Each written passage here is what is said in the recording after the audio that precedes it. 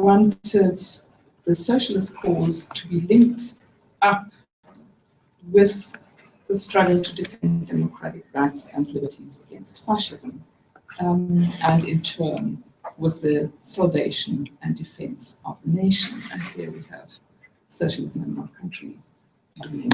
And I think that's what makes Laclau's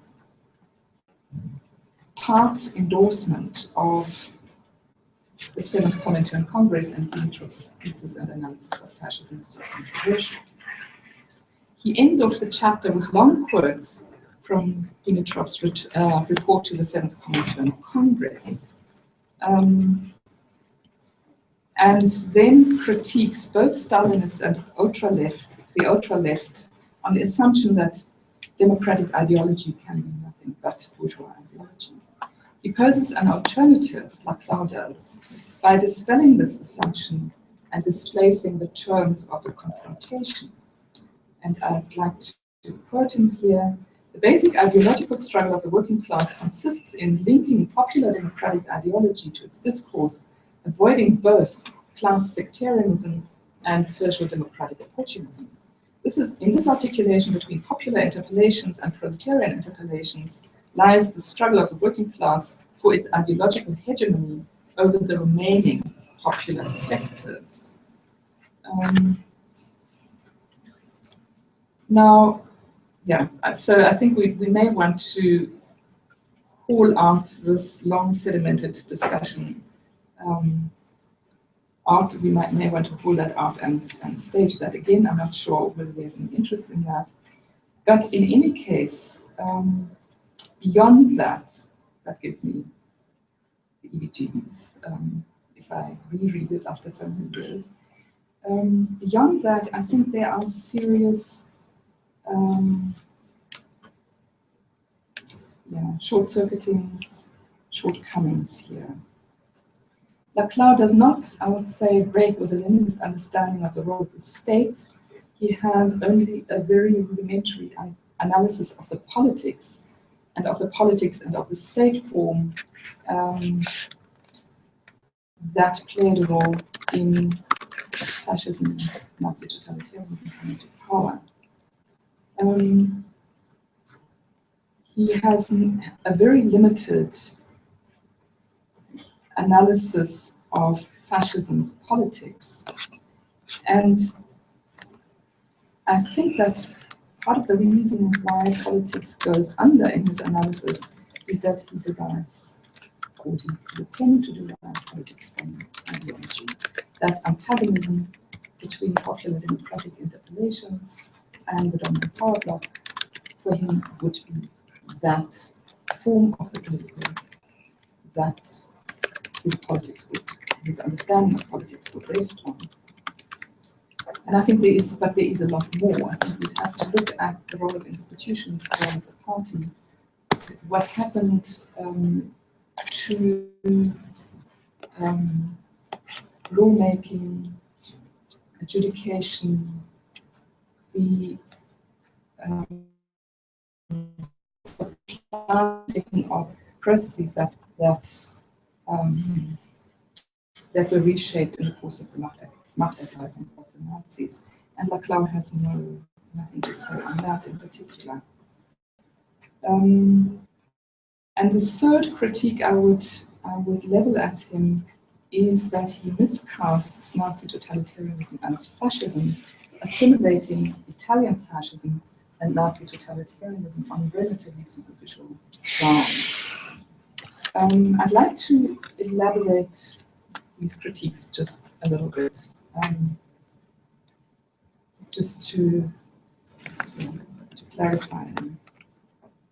To say that an analysis of totalitarianism or the development of a concept of totalitarianism played into Cold War ideology, which Laclau seems to be suggesting at the beginning of that chapter, I think it's misguided because it was already mounted as a concept by Comintern theorists in the late 1920s and by political theorists in Germany also in the late 1920s. The term was used, totalitarianism was also used as a positive self-depiction by Italian fascists. Mussolini talked about the fierce totalitarian will of his movement. Gentile likewise. Gentile used it as an attribute of a strong unitary state. So in Italian fascism, totalitarianism featured, or in its analysis, in its early analysis, totalitarianism featured triply as an attribute of movement, actionism, and state. Similarly, in theorizations that come out of Germany at the time, Carl Schmitt talked about a totale Weltanschauungspartei. We know the calls for totaler Krieg. Schmitt also talked about the totaler Staat, designating the identity of state and society. So it's not, it predates the Cold War ideology by quite a few years. Carl Schmitt and later Hannah Arendt based some of their insights on the eve of the Machtergreifung. They describe the radicalizing, revolutionizing dynamic and the structure that is characteristic of National Socialism as totalitarianism.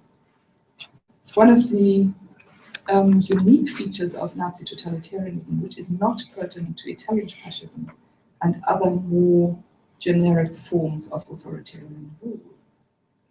I'd like to read you, just for the sake of demonstrating this, a postscript to a 1933 essay by Carl Schmitt entitled The Further Development of the Total State in Germany. And it is a retrospect. He adds a footnote to that article in 1933. He adds a footnote to that 1933 article in 1957 and retrospectively acknowledges Hannah Arendt's contribution to that conceptualization. I'd like to just read it. In the sociological and ideological analyses of totalitarianism, qua novel contemporary phenomenon, a dialectical moment may be discerned in the evolution of its terminology. If the concept of totality is not merely quantitative, but instead consists of a specific intensity of organized power, then it is not the state, but strictly a party that constitutes the subject and protagonist of totalitarianism. In these circumstances, part of the erstwhile totality confronts the latter as a new totality and demotes the state to a mere quantitative totality. Accordingly, the historical dialectic brings out a negation of the erstwhile totality by a part of that totality, whereas that part asserts its status as something more than the pre-existing totality. So the part of that totality becomes more total, more totalitarian than its erstwhile totality, i.e. the state. In this sense, there are no totalitarian states, only totalitarian parties. And in his subsequent writings, Schmitt analyzes and even in his writing that really was that proved to be his turn towards the Nazi Party, he very astutely analyzed the dissolution of the state, of state institutions into the party, the dissolution of the party into the movement, and the reduction of the movement to the idea of the people, whom he refuses to imbue with the attribute political. And it was that refusal which earned him the expulsion from the Nazi Party in 1936. So I think the casting of totalitarianism as simply, or the concept of totalitarianism as simply an element of Cold War ideology is really what proves a big obstacle in the class analysis. The dynamism of the movement is what Hannah Arendt analyzes in the origins of totalitarianism in the last chapter, in the beginning of ideology and terror. And she comes up with what I would call a non-ideational account of ideology. It is a form of ideology which is on account of which she would cast Nazi totalitarianism and to some extent Stalinism in the Soviet Union as quite unique, as opposed to Italian fascism. It is a form of ideology in which ideology becomes the basis for action, without translating ideological tenets into positive laws, norms, standards, legitimacy, or consensus rules or institutions. In fact, this dynamic of the movement implementing directly, without representation, ideological tenets was coincided with the breakdown of political institutions and social traditions. Ideologies were formed into a working reality by means of novel organizational forms and devices. Ideological systems of thought were made into deductive principles for action. Ideology itself became the basis of organization. It is not, ideology in this case, is not defined by any ideational content, but through its function within the totalitarian system of rule. So it is not the idea of ideology that animates Stalin's and Hitler's or Nazi movements, decisions or policies. In Arendt's account, there are two traits of ideology and reality in totalitarianism, namely the self-generated movement and the emancipation from reality and experience. And I think here we see a form of ideology that cannot be captured in Althusser's idea of the imaginary relation to real forms of existence. It cannot be captured even in Zizek'ian terms of the real of ideology as excess, jouissance, symptom, because those elements culled from psychoanalytic theorization would presuppose a representational relation between unconscious and conscious systems. Whereas in this supplanting of representation with identity, the identity between ruler and ruled, the representational relation of ideology is completely annihilated. And that is the defining characteristic of Nazi totalitarianism, which was very different for fascism. So how we could then, with bearing in mind the obliteration of social and political institutions through a party which decodes itself all the time, whereby its actionism, its dynamism becomes the movement of history, enacting its own precepts without any form of mediation, ideological mediation. I think is something that does not come into Laclau's analysis. And on that basis, I think it would be positively dangerous to want to derive the notion of politics from ideology. So I think I'd like to leave it at that. I think we have to think about the role of ideology in, or the popular democratic struggle on the terrain of ideology in very distinct configurations, distinct between fascism, totalitarianism, and democratic politics, whereas I think Laclau is more inclined to assimilate them to each other and to rehabilitate the failures that have led to the rise of fascism in rather uncritical terms.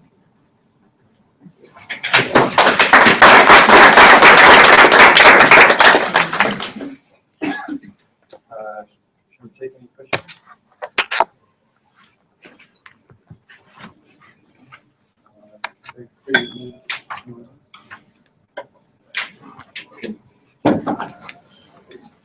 Thanks very much, Ulrich. I was interested in the notion that you advanced towards the end of a non-ideational notion of ideology that somehow short-circuited relations of representation.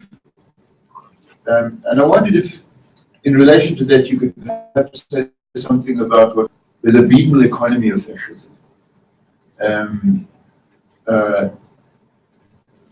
And include in your discussion of that certainly what seem to be striking features, at least prima facie striking features of fascism, which has got to do with the emotions of hatred and genocide. So I wondered if you could pull those together with your notion of a non-ideational notion of ideology. I think it is hard to imagine the libidinal affective structure of fascism, certainly in its, I would say, beyond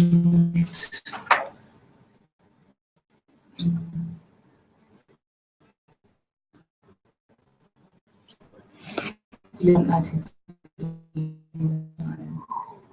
Yeah, and was a war. Because so all-pervasive that yes, that is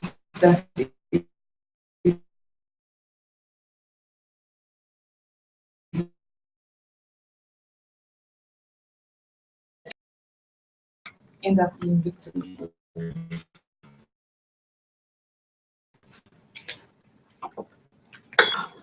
And I don't know what kind of enjoyment would be extracted. Well, that's,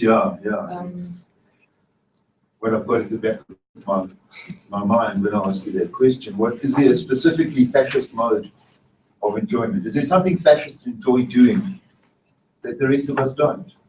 A way of enjoying something that the rest of us go in a different direction and we enjoy. Yes. There is a very distinct aesthetic, yes. There is the movement character of, say, Leni Riefenstahl portrayed this in her filming of the party congresses, for instance. The movement, the marches, the banners,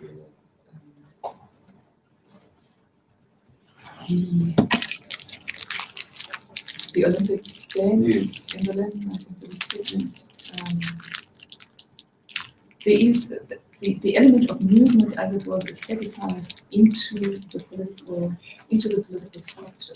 I think has a strong influence. Cultures of masculinity, homosexuality.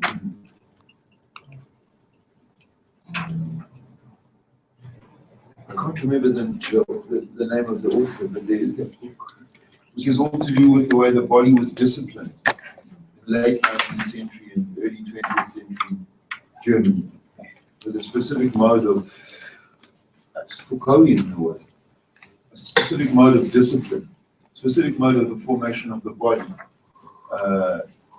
And so that's the sort of thing I've got at the back of my mind, whether we can push that any further. I would say with the aestheticization up to the 1940, but after 1940, I think terror and rule take over.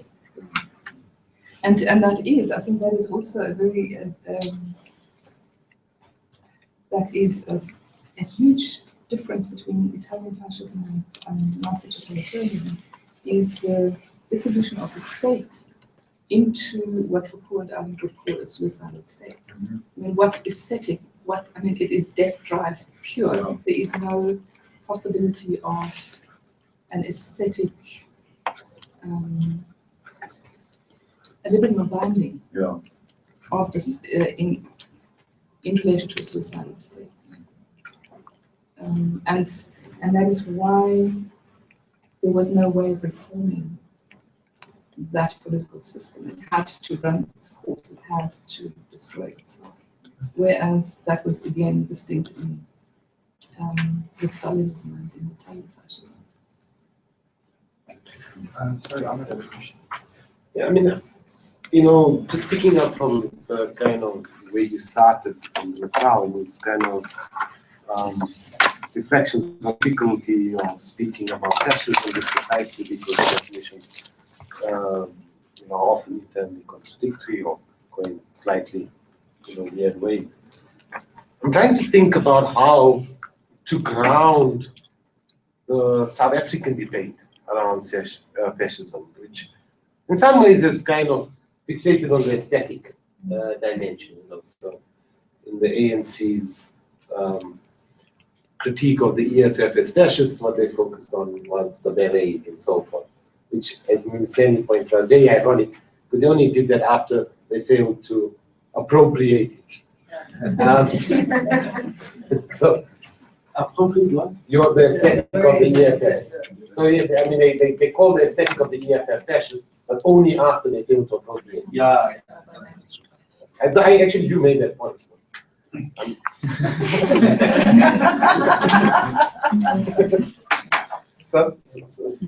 Some graduate, please.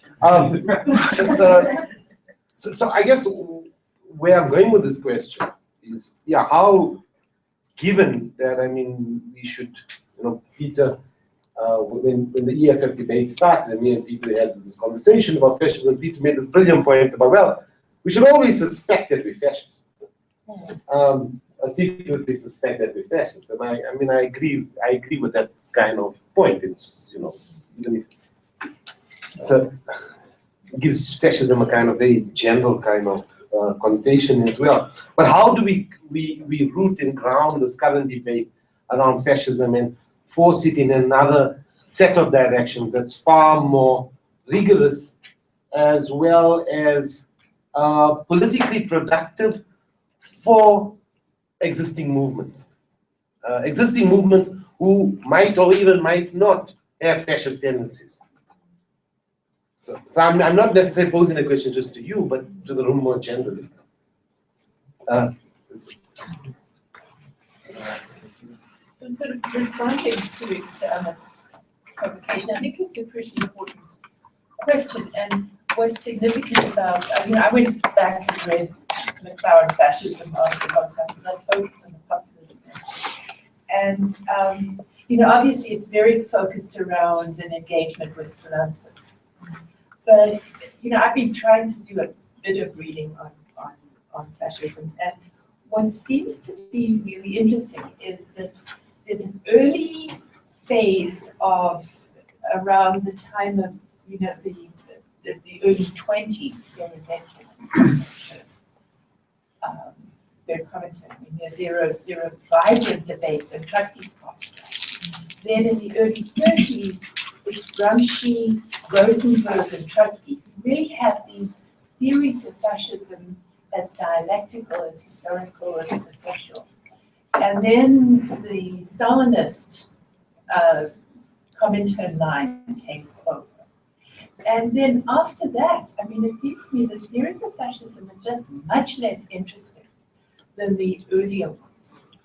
And a really interesting figure in this is this guy, Arthur Rosenberg, who was a refugee from Germany, went to England, couldn't get a job, went to the US, died fairly soon thereafter.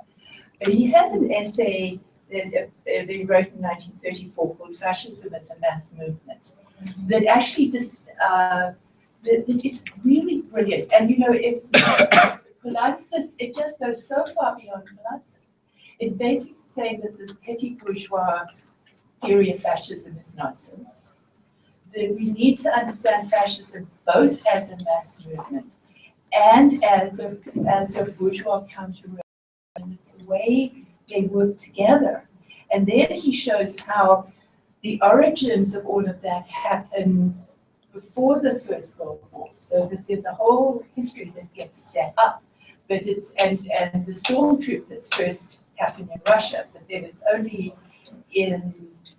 first in Italy and then in Germany that stormtroopers take over. But they only take over because they're backed up by big capital. And that he talks about how the configuration that brings together this mass movement and capital is actually different. It's historically different in Germany and Italy. So he makes that. And it was reprinted recently in Historical Materialism. And then Jairus Banerjee has put it together with a set of readings on Indian fascism. And I think that exactly gets at an effort to think historically and conjuncturally about German and Italian fascism. And then, what makes India so interesting is that the RSS, formed in 1925, very explicitly models itself on Hitler.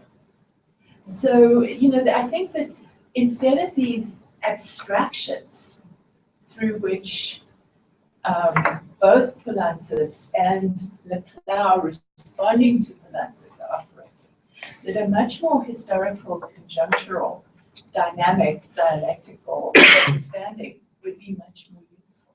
And it seems to me that what happens so much in the current debate, that as far as I can see, there's a whole wave of fascism studies led by a guy by the name of Griffin, who set up a journal called Fascism, Journal of Fascism or something. But this is very much a sort of a liberal, Weberian understanding of fascism. And that what they do is they set up fascism as ideal types. And this is what's happening is in this country and elsewhere, is to say, here's what fascism looks like. And then let's measure the EFN to see how far or how distant it is from this ideal type. And that, of course, what then happens is you can shove anything you like into the ideal type. And it depends on what you still hold the position you started with. Exactly. So, it seems to me that those are two very different ways of thinking about fascism today. And, there's an excellent critique of Poulantzas by a woman by the name of Jane Kaplan, who says that what Poulantzas is trying to do there is to be more historical, because in reaction to criticisms of the earlier Poulantzas. But she says, in fact, he gets his history of Germany seriously wrong. And that's what disables his capacity to think in a dynamic, dialectical way about fascism. So if anybody wants, I can. We want the articles you put them in the Dropbox. Okay. Lucian has an old, do you No. want to Lucian? And then I can wait for it. Yeah, that discussion will go. Can I respond? Because I think I'm going to lose the points if there are too many. I'm not sure that I can answer to your concerns point by point, but it seems to me that Leclerc is identifying the problem and the solution in one. He's lumping the problem and the proposed solution in one category, namely popular democratic struggle and interpolations and hegemonic struggle. And I would say there has to, and he analyzes fascism as the first instance of classes coming unstuck and bringing to the fore the ideological terrain as the primary terrain of struggle, and therefore popular democratic struggle entrenching itself in those strata that have lost their class coordinates, which is, in a way, he's negatively confirming Poulantzas' class plus argument.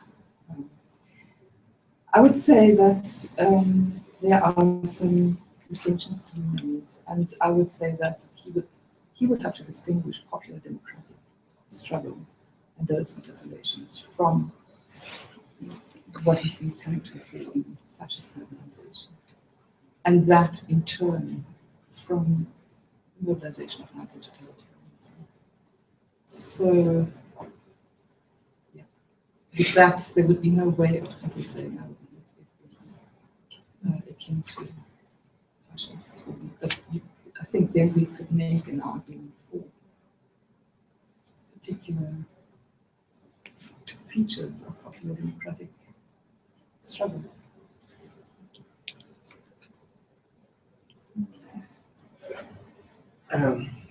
Not in line with, or not leading to dictatorships, or not being quite distinct.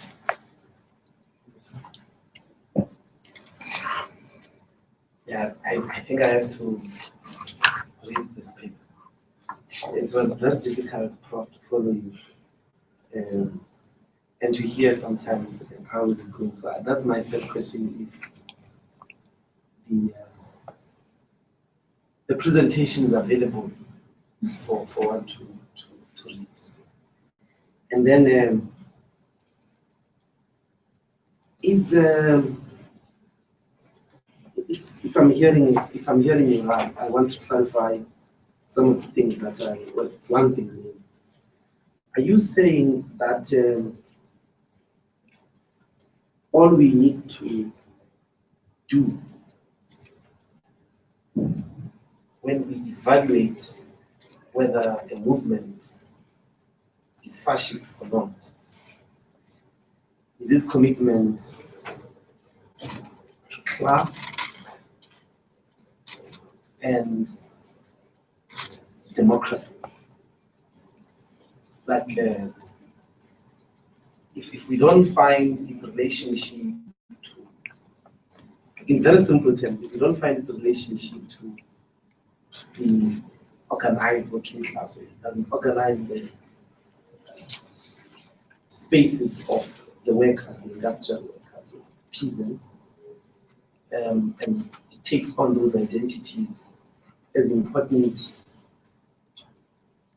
in constituting a collective and commitment to democratic practice, and it remains mass, then it's not fascist. Because that thing of apartheid, I heard those things. Like the nationalists were fine with the workers after 1922 revolt, like they still I mean, I don't know what do I call what happened to in South Africa, apartheid, because I think and then the other thing is the problems of our discussions about fascism vis-a-vis the history of race and movements that have to respond, as it were, to racial violence that happens on racial terms. Like on pure racial terms, not that because our work has anything. And therefore we constitute a project that says whites must go. Are those movements fascist? Like white people are all the time, if they are around, then they must just go as soon as we take over. Would we describe those movements, even if they were to constitute democratic projects amongst themselves and so on and so forth, as a fascist? I'll take a few. Thank you. I wanted to understand the concept state as you were explaining it. Where you coming from? I don't know anything here, and I've heard that. As to what actually under this fascism, what would be classified as a state and the way in which it has been able to operate, or it should be perceived to be able to operate. Because one other thing I wanted to clarify, whether is it really strictly a European concept, as it was the case this morning with nationalism, or I think closer to that question, do we have cases even with other continents? And how do we start to analyze to see that those are the elements in the process of governance? Because, like, for instance, there are laws that the state must have. There are people, there are processes in a democratic system. You have your parliament, your judiciary, the state the way we know, as has been explained by Montesquieu. So I want to know, in this fascist thing, even the issue of who gets that governance, that party, because I hear you talking about more of a party than a state itself at some point when you're analyzing this author speaking. Now, I'm assuming that the party itself normally would not constitute a state. It would have to win some form of elections. Actually, I'm trying to establish whether this is a situation. And it has to be in governance, it has to follow certain protocols, it has to make certain things a certain way in order for us to know that there's a constituted state, but then this is a ideology that kind of state is following. So I didn't hear quite well on that in this regard, and that's to find out whether, in your point or in your opinion or your views, what could be a situation that kind of instance.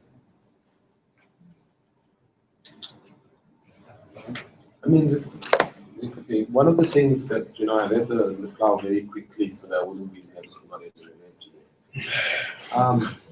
But one of the things that I noted was that partly how he defines the kind of road to fascism is popular democratic interpolations without worker interpolations, right?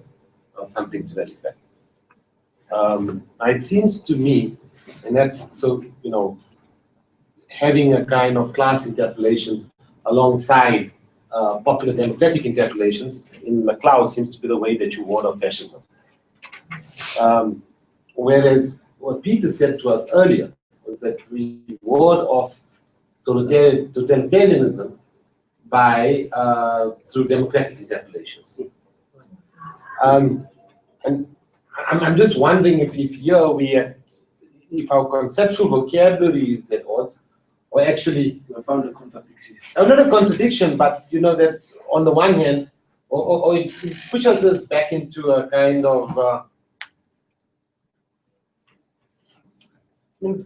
part of the problem that Leclau confronts is the ways in which the definitions of totalitarianism and communism, fascism is part of Cold War ideology, and the Elmo also does that, I think, pretty well.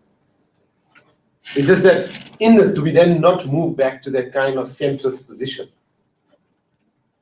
And I'm not sure at all, and I'm not even sure that we're on the same conceptual categories that are at stake. And so I guess that's the nature of my question.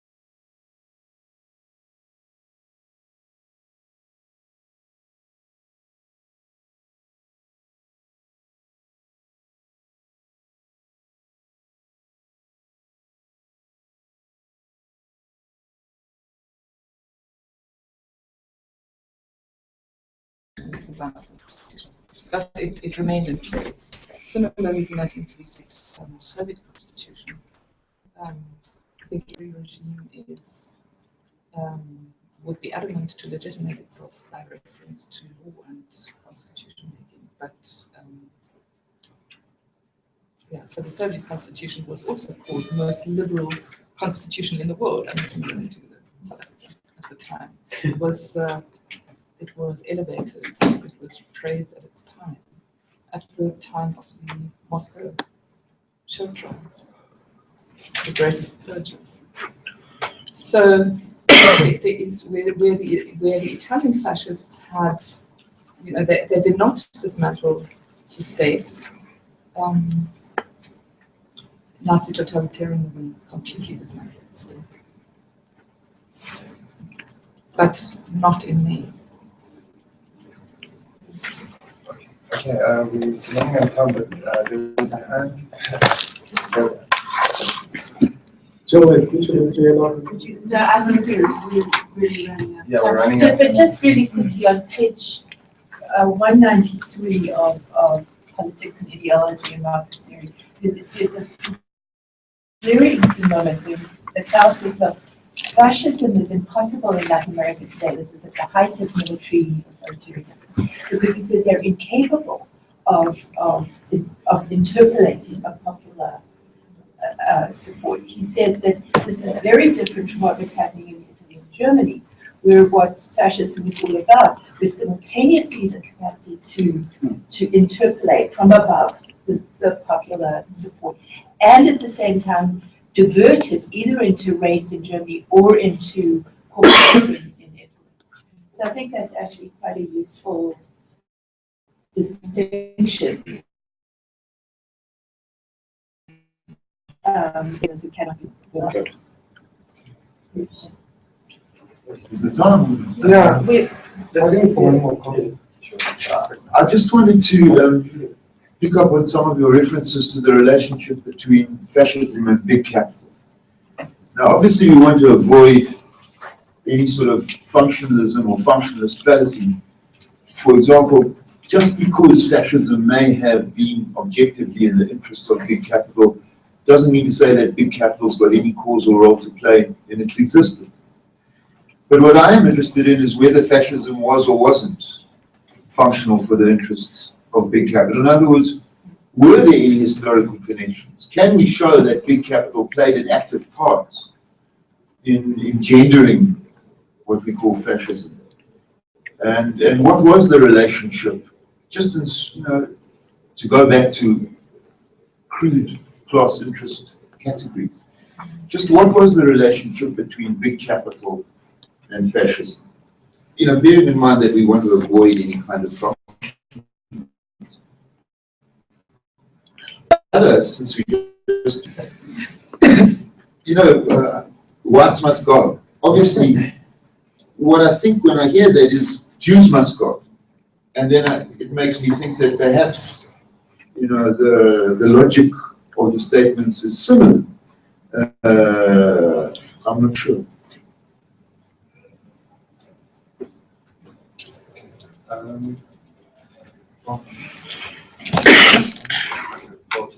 Thank you so much for the session.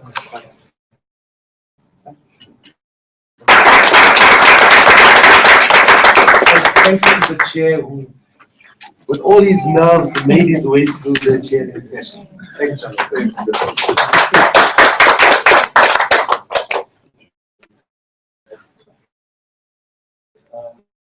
Now, Should we take a 5-minute break just to stretch our legs? Anyone wants to go to the blue room? Okay, next is Jillian, no? Next is Jillian. Yeah, that's it, Joe. I'm moving again.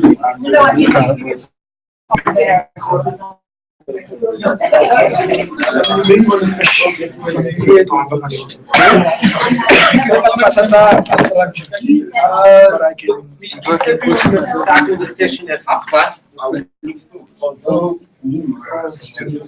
Because Sorry. Sorry. But I think I don't know if the shop is to be open. There's a shop at the bottom. You wanna get some? Yeah.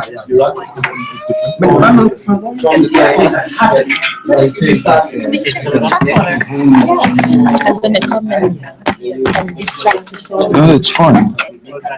The Holocaust. Yeah. Internal energy. Yeah, and dispute. Yeah.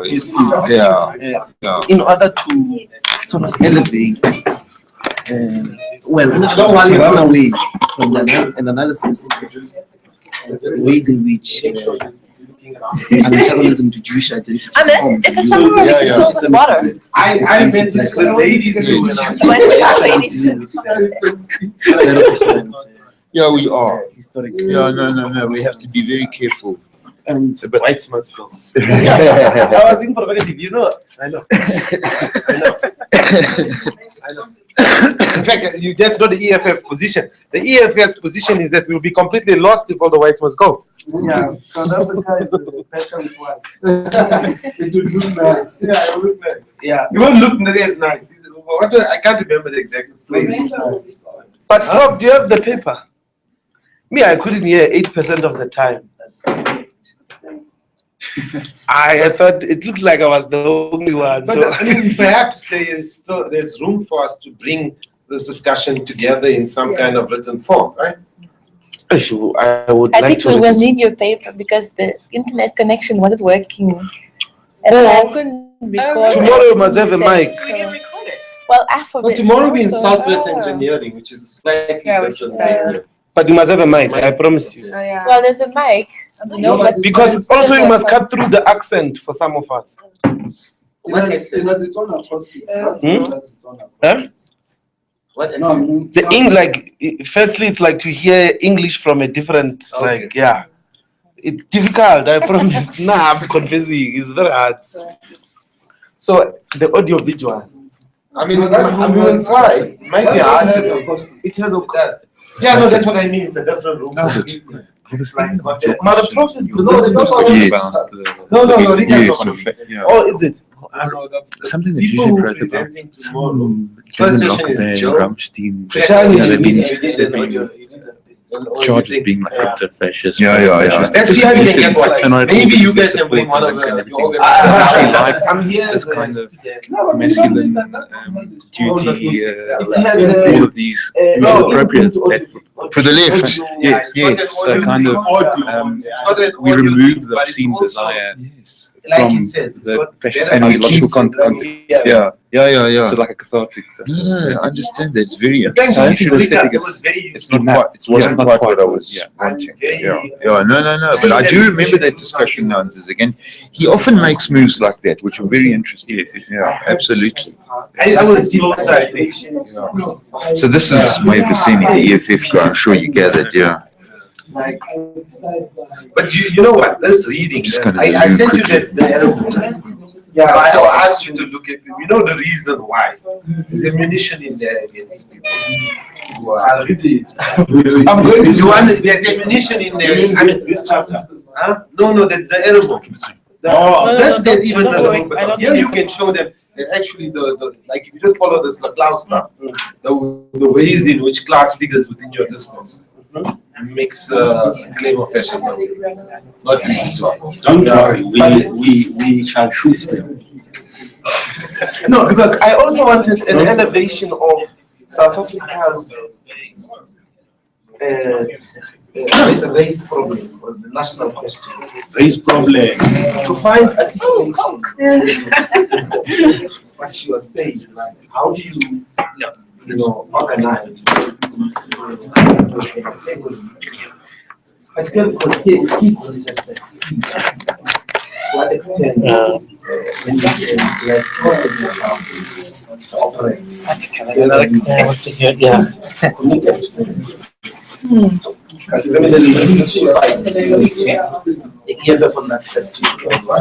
on the question of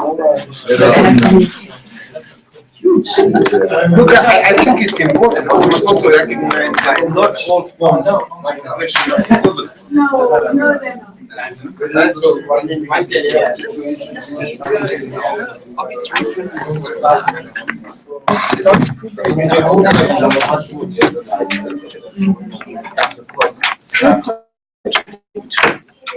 That there is no possibility of might want to get too into the because some other debates that we also need to ethnic think about. nationalism and citizenship is completely, completely different. By the way, you guys don't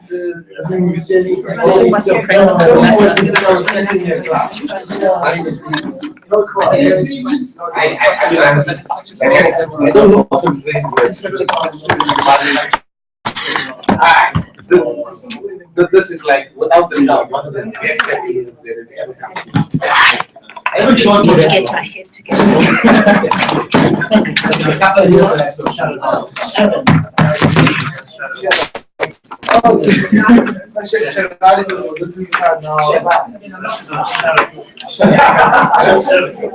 but he also did mission about the Indian pronunciation. No, it wasn't taken with accent. There is an accent question. Any, like, yeah, it's very hard.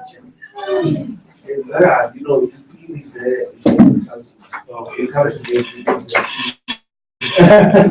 social machine. You know that? No, just one. Yes, but I need.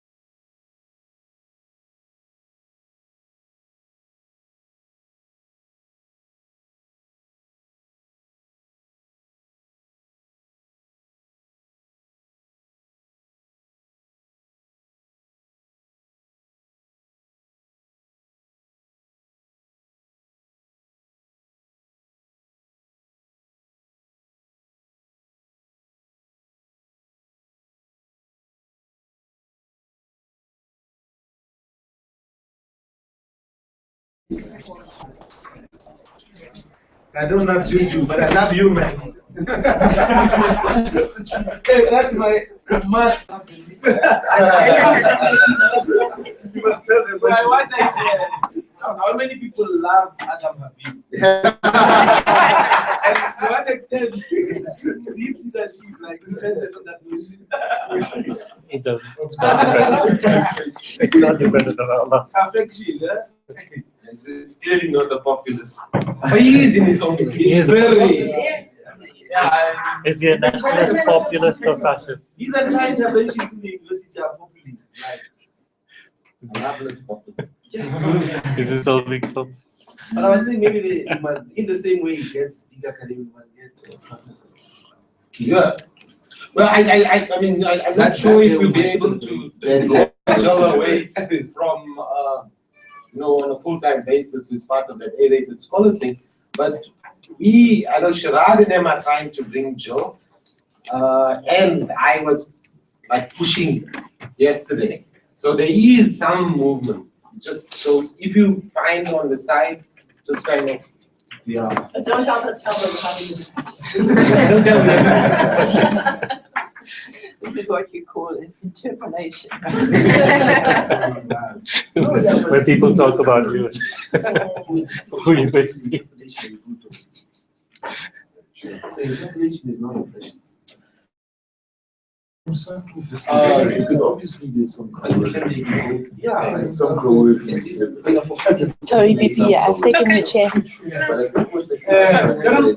No, sorry. Yeah, let me. Yeah. Okay. Yeah. Thank you.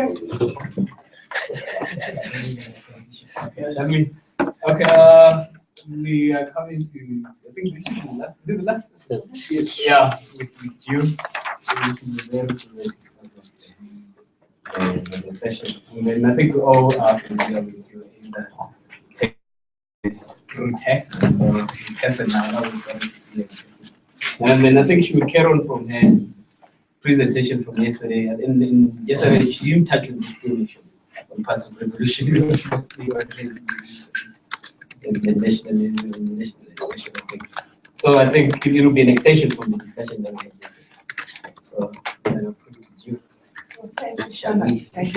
I'm really delighted to be here. But I also have to apologize in advance because what we've had today have been 3 absolutely excellent, carefully prepared presentations. And that's not what I just have not been able to do this. Partly because I got roped in a bit late, and partly because the day I set aside for this got taken up responding to Ashila Mbembe. I want to, in advance, blame Ashila Mbembe for the ramshackle character of my presentation. So anything that, Take it as question. Okay, so what I'd like to do is kind of zero in on this whole issue of passive revolution, which of course is what Gramsci used to theorize fascism. And but his concept of passive revolution went far beyond fascism. But a part of what he did, sitting in Mussolini's prison, was that he started off the prison notebooks on notes on Italian history and trying to understand what was peculiar and specific about Italy that made fascism possible. And to do that, he went back to the Risorgimento, the Italian national unification in 1860. And the struggle for liberation in 1860, and he basically argued that what went wrong in Italy was that they didn't have a revolution as in France, whereas the Jacobins in France really, the feudal aristocracy was overthrown, and the Jacobins really embraced the peasantry with interested. But what happened in Italy was that the moderates, the conservatives, basically, that while there was a movement from below Garibaldi, but that this got overtaken by the moderates. and that what Italy had then was a passive revolution. Now, you know, one of the reasons, I'll talk a little bit more about the article by Peter Thomas that's sort of in the readings and why I think it's really important. But, you know, one of the issues that Peter Thomas brings out is that passive revolution for Gramsci was not just about Italy, it was not just about the Risorgimento, nor was it just about fascism. It was about a much broader understanding of bourgeois hegemony. But one of the reasons why I think it's really important to take passive revolution seriously, apart from the fact that it's linked to his analysis of fascism, is that passive revolution is a concept that has been widely picked up in non-Western contexts. And if anything, I think it is the concept of Gramsci that is most widely used outside the West. And that's really the point that I want to sort of focus around, picking up on some of Loasi's points from this morning. And I think you're going to be a little cross with me because I'm going to be a little rude about Partha Chatterjee. But, you know, Partha Chatterjee, first of all, he's not the only person who's picked up on passive revolution. It's actually there's a significant literature on passive revolution in Africa, and Bayard, the Politics of the Belly, uses passive revolution. Rita Abramson has something on passive revolution in Africa. Michel Rolf Toyot, the wonderful Haitian scholar, used passive revolution to Haiti, and so forth. So, but I really want to, of course, Chatterjee is by far the most influential purveyor of passive revolution. And it really starts in 1986 with nationalist thought in the colonial world. And then he reiterates passive revolution again in his 1993 book on nationalism, The Nation and Its Fragments. But then in his recent work on political society and civil society, what he argues is that what is going on in India today is a new phase of passive revolution. And I'm going to be giving this talk in CISA on Monday on exactly this whole concept of political society and how it's being used in South Africa and what does it and does it not do. But you know, this is I think one of there are many reasons to take passive revolution quite seriously. And just very quickly, and it's also part of a debate I have in Rethinking the South African Crisis with Vish Sarkar. And the very widespread interpretation of passive revolution outside the West is as domination without hegemony. And this, of course, is what Ranajit Guha picked up on in subaltern studies.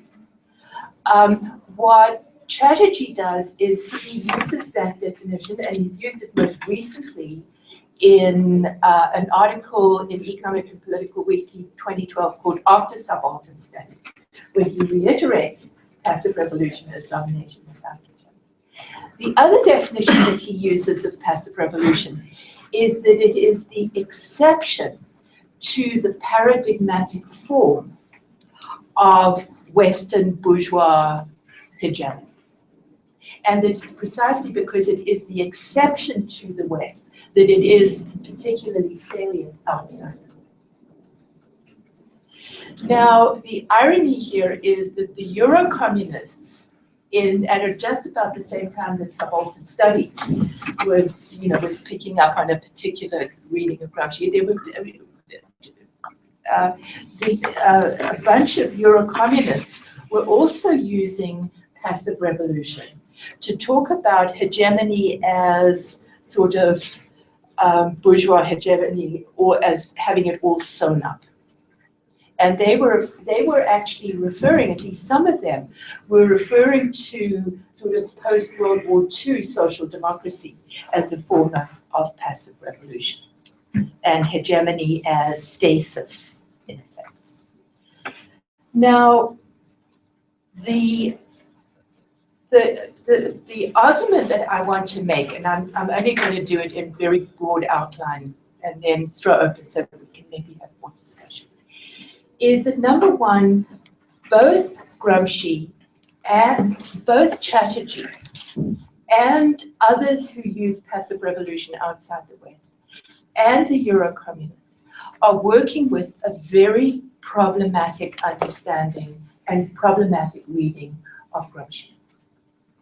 And more generally, Anglophone readings of Gramsci have been terribly hampered by the fact that the prison notebooks, you know, what Gramsci wrote in prison, over 3,000 pages, that only a very small fraction of that of the prison notebooks have been translated into English. And there's a guy by the name of Joseph Buttigieg, Buttigieg, who has translated notebooks 1 through 8, but he has annotated every bloody sentence. So the notes, you know, his annotations are that big. And it's going really slowly because he won't let one sentence go by without annotating it. And a bunch of us think, you know, just get the hell on with it and just translate them, you know. But so but by and large, what we've had to do is work from selections from the prison notebooks, where pieces of Gramsci are completely ripped out of context and thematized by whoever is doing these selections. And when you read actual notebooks 1 through 8, and you see how dialectical they are, you realize how much you miss by not having the full notebooks. So if anybody's really interested in a serious Anglophone reading of Gramsci that is sort of much closer philologically to what Gramsci was doing, there's a book by Peter Thomas, the same guy who wrote this article, entitled The Gramscian Moment. It was published in 2009. And Thomas reads Italian. He has hung out with important Italian and German scholars who really have read the notebooks thoroughly and who come out on very much the same page as incredibly critical of the key ways in which, in the Anglophone world, Gramsci has been handed down to us.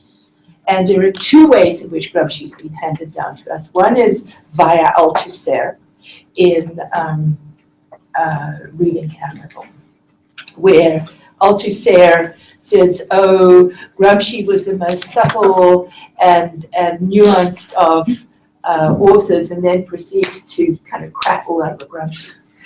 And the other, and the most influential reading is by Perry Anderson, The Antinomies of Antonio Gramsci. It's actually a short book. It was a whole issue of New Left Review, published in 1976. And what he does is he says Gramsci, of course, was more subtle, but the way his work can be and most often is read is in a series of dichotomies of the East versus the West, of civil society versus political society, war of position, war of maneuver. It's all set up. And then he argues that what this then does is it lets these Euro-communists appropriate an incredibly watered down version of Gramsci. Now, what Thomas's book, The Gramscian Moment, does is it starts off saying Anderson, both Althusser's and Anderson's readings are incredibly deeply problematic. And he really just is so problematic about their readings. And presents a very different sort of,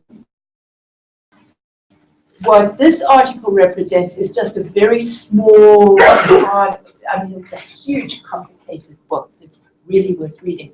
But I thought as a summary of what the stakes are of the different readings that you get via Thomas and the whole body of Italian scholarship that stands behind him is very different. And the argument I want to make is that this is not just a matter of disciplining, of saying, slap, you can't get Gramsci wrong, slap, slap, you know. That what is really important here is the political stakes. And the political stakes turn around what Gramsci, the reason why Gramsci never, ever once uses the term counter-hegemony. Anybody who uses the term counter-hegemony, it's a dead giveaway that they haven't read Gramsci. That what Gramsci was talking about was not counter-hegemony. It was an alternative proletarian hegemony. And proletarian here, not in the narrow sense of the urban industrial working class, but it was a hegemony through which subaltern groups and classes moved beyond being subalterns.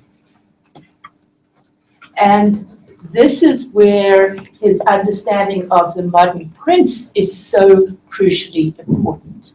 It's where his concept of philosophy of praxis is absolutely crucial, because philosophy of praxis is not, as is often claimed, a code word for Marxism. It was actually a completely different understanding of philosophy. It was the process through which ordinary people come to understand and develop more critical and coherent understandings. And the process, and the modern prince is not a party. The modern prince is the process through which this, the way in which what is taken for granted, common sense, which always, he says, always has critical elements, but always has a lot of what is just imposed and taken for granted, and therefore incoherent. It's the process through which this incoherent common sense did not mean the way we mean it in English, as good, solid, you know, muddy boots common sense. It was the Italian senso comune, that which is taken for granted, that which is not called into question. And it was this process through which this collective process through which senso comune becomes good sense, and by which he means a coherent and critical and capable of informing collective practice.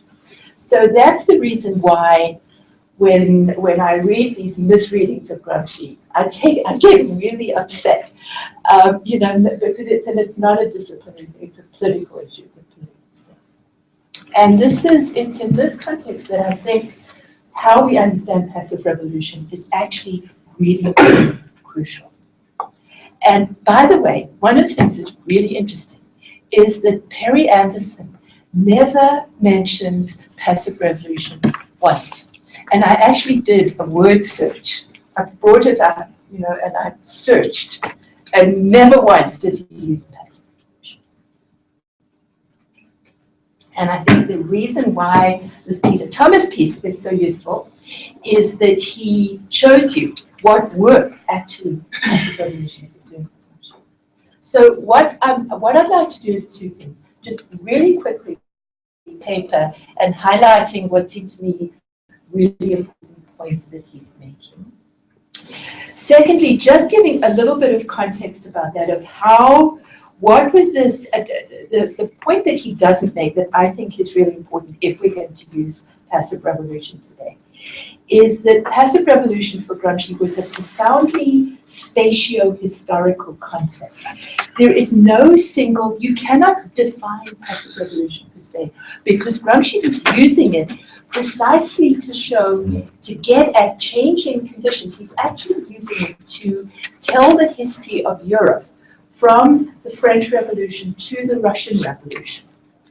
And then beyond the Russian Revolution, how and why it is that fascism had post-Russian Revolution, fascism as a form of passive revolution. The second, and the reason, so I want to give a bit more context to passive revolution as this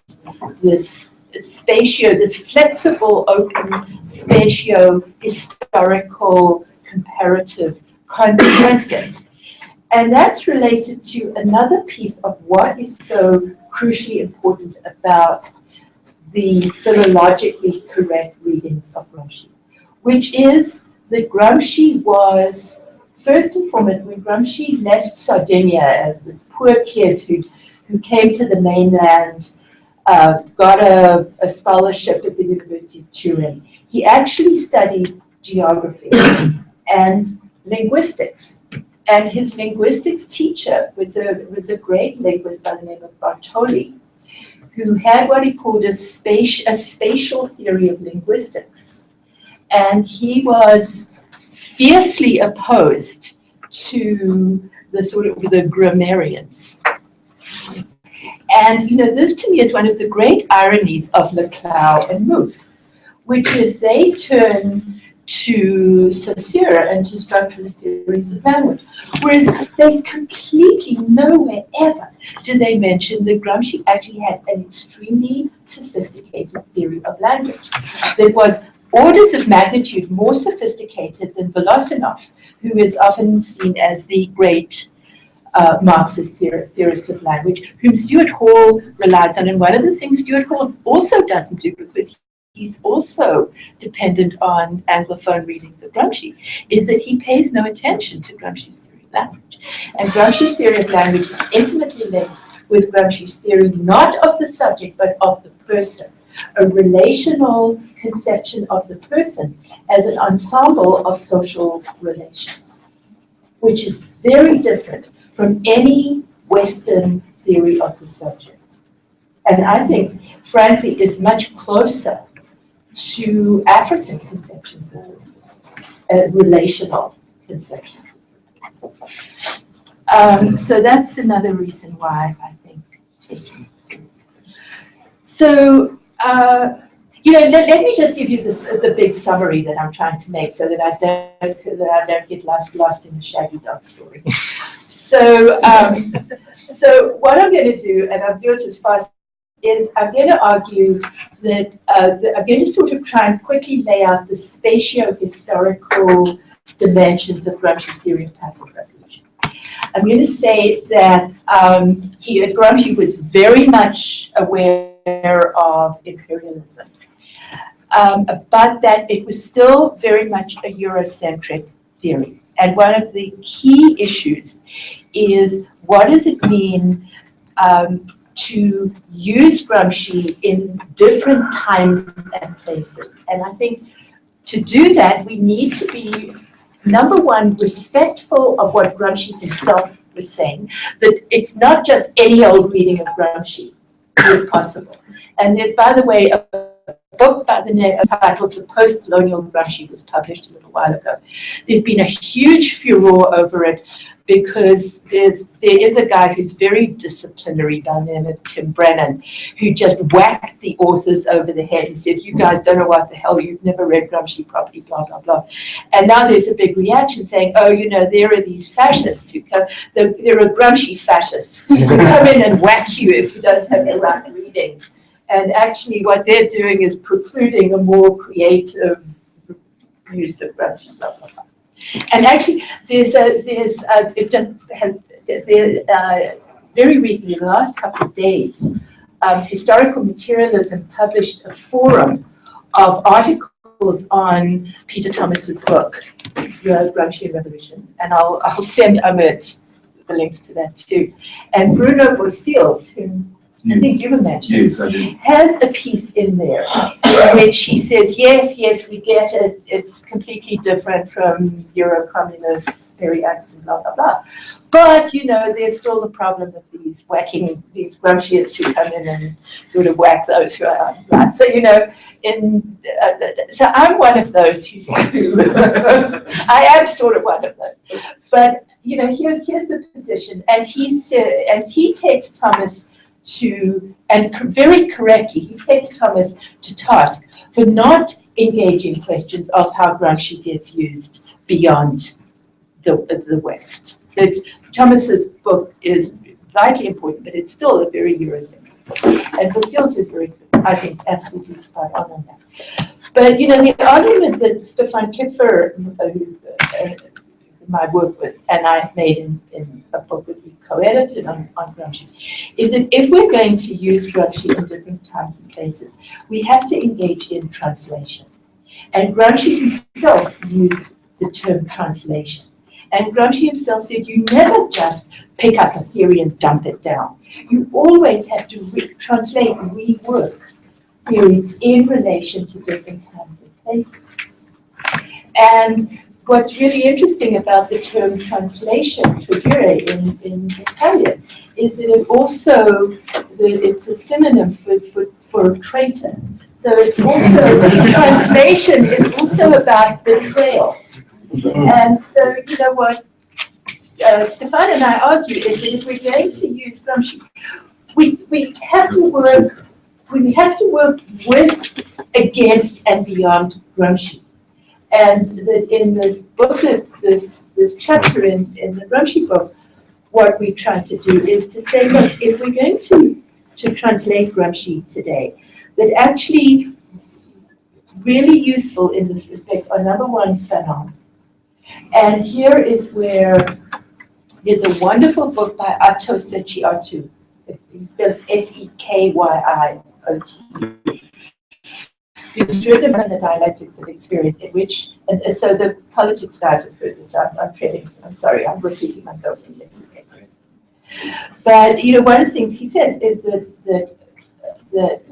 Gramsci was a precocious Fanonian, and that he does an absolutely brilliant job of showing actually the deep similarities between Gramsci and Fanon, and how they're theoretically, politically, and they're very, very close and very similar. So secondly, we argue that we also need feminist theory. And but you know, remember there are many brands of feminist theory, and the person we find most useful is this woman Himani Banerjee, who works in India. And then thirdly, Amrita Bhatt, who talked about the production of space, and the person who I think has done the most useful. There are two really useful readings of Lefebvre, who himself was quite Eurocentric. But one of them is this woman, Manu Goswami, and I gather the moles have read one of Goswami's pieces. But her book, Producing India, is really very good. So I want to sort of suggest what is important about what Goswami is doing. But you know, it just ties in really, really closely with the arguments that you were making. There's another person whom I never met, but Sharon knew quite well, a guy by the name of Fernando Coronel, who was a Venezuelan scholar, very fine Venezuelan sort of historical anthropologist who died quite recently. And one of the things that he does is call attention in Lefebvre to how Lefebvre was arguing that we need to get beyond, in Orthodox Marxist theory, the capital-labor relation as the key central relation, and take account as well of land and nature. And that Marx was just sort of pointing towards in volume 3 of Capital. And his whole argument, and you know, this is what one of the things that Colonel, I think, does really well, and it just came to mind as you were talking this morning, is that that once you start taking seriously, go beyond the narrow capital-labor relation to incorporate land and nature, the whole diffusionist argument that capitalism begins in Europe and spreads out from there is completely annihilated, because what happens is you always have to think of globally interconnected processes. That capitalism would not have been what it was without slavery, This, of course, is also where the Haitian Revolution. Somebody brought up the Haitian Revolution is crucial, and this is, you know, one of the big arguments that I think is really important here, and I haven't even begun to do it, but I think this is where it is interesting work to be done. That if we're going to take passive revolution seriously, it can't just be from the French Revolution to the Russian Revolution, it's also has to do with the because the Haitian Revolution, as Zilla James taught us, happened at the same time, was intimately linked. And that what that then does is it shows how race and slavery were absolutely crucial to the constitution of modernity as we know it. And I think it gives us a different way to fight with modernity. And I think passive revolution can potentially be useful in that fight. But we have to have, it's how we understand. Okay, so how much time is up? I'm just going to race through this really. No, I won't even take up much time because I think it would be much more fun to sort of. We must defend our teacher. We must love it. Okay, so look, I think the first thing, just very quickly, what is it that Thomas is doing in this article in particular that gives us some leverage? I think the first thing he does is he works through what are common ways in which hegemony has been understood. And this is on page 21. And he says, firstly, in the most hegemony consent is conceived as the operation coercion that effectively reduce hegemonic politics to an unmediated ethical relationship. And this is exactly what Guha and Subaltern said. He says the second interpretation regards Gramsci's concept of the forerunner of the theory of political constitution of the social biological equivalence, or a unifying process of the articulation of heterogeneity as a subject. And this, of course, is none other than our friends Karl Muth, right? The third interpretation builds further upon the presuppositions of the first two readings, arguing that hegemonic consent is a political terrain of civil society, while the state is the locus of domination coercion. This is a reading that comes to us first of all, and this is a reading that then gets picked up by the Euro-communists. And actually, in some way, Chatterjee's Guha is reading number one. I think Chatterjee is more sophisticated. He's more like reading number three. Okay. And then he says, then there's a fourth interpretation of hegemony, setting it in terms of the sort of larger sense in which political sciences use hegemony. So what he does from that is to go from there to show how the Euro-communists actually have become, but in addition to Anderson, that in effect what is he said. I just want to read you this phrase because I think we're dominant. He says Gramsci is forced to step forward to modify a famous Croatian phrase as the Weber of the prose. In both cases, hegemony effectively comes to legitimation, even if in the form of the negative legitimation that resists, but simultaneously about also acknowledges the existing social order. So hegemony is thus inscribed within a denomination of Weberian. Interestingly, here's to Michael Bullock.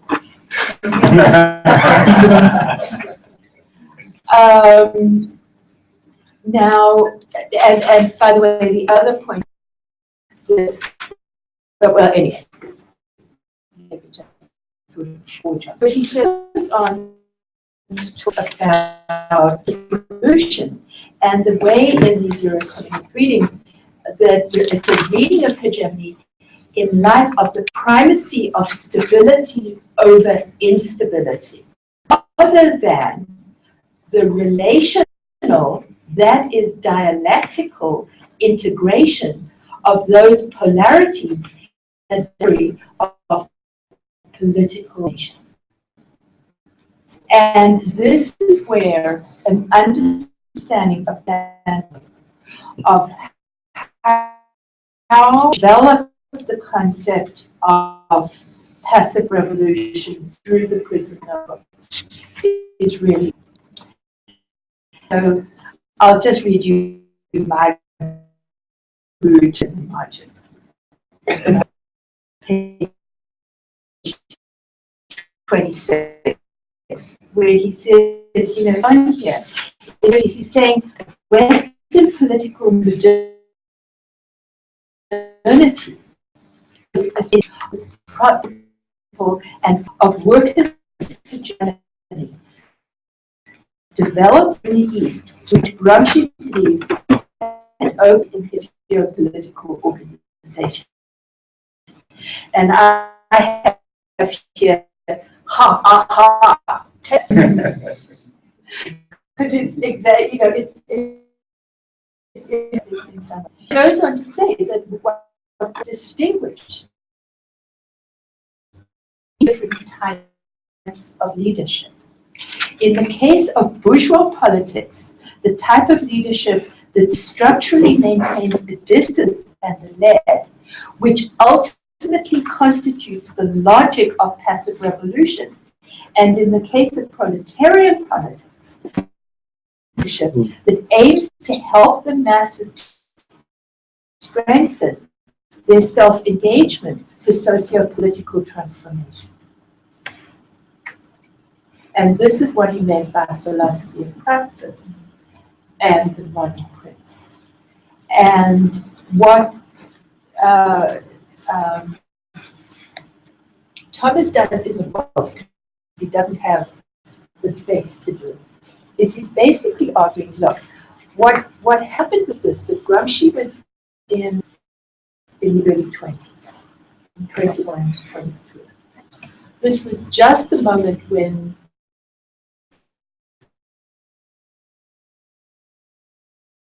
the argument, along with that the new economic policy is not just a narrow read. You can actually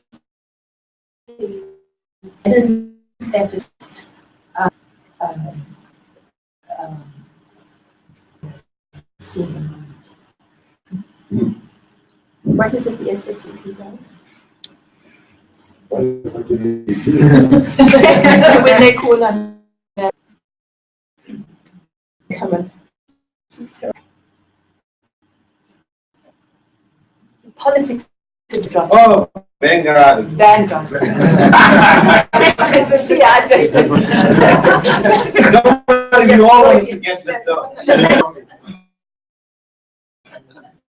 It was exactly Lenin's effort to try to help enable a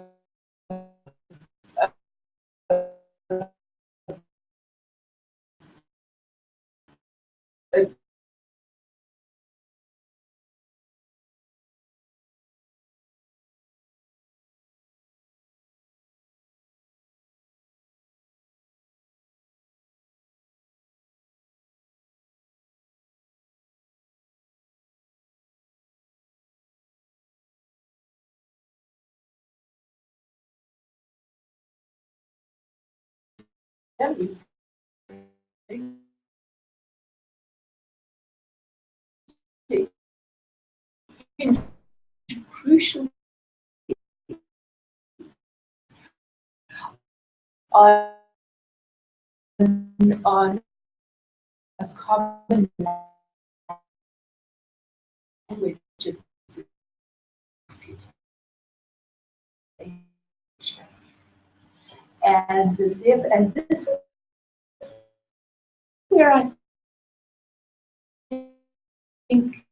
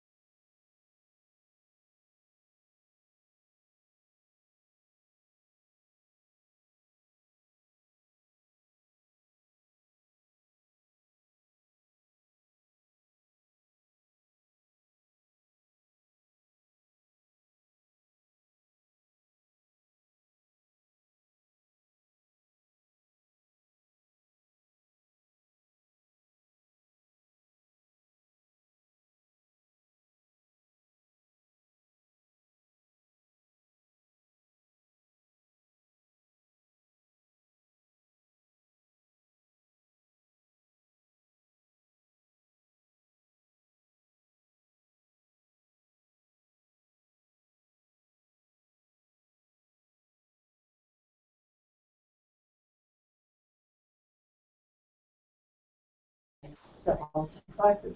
But what happened in Germany, the German national was very similar, in fact, that in fact, following the French Revolution, what happened was this spreading throughout Europe, although England was somewhat different, was this process of attenuated bourgeois revolutions, where the old aristocracy hung around, and where there was no Jacobin moment as there was in France. But then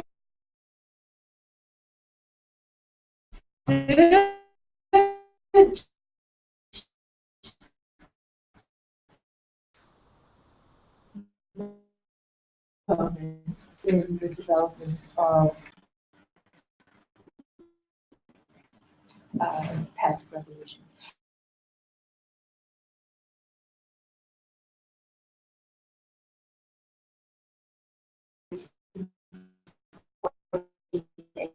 Uprisings. But that where it really definitively died was with the creation of the Paris Commune. And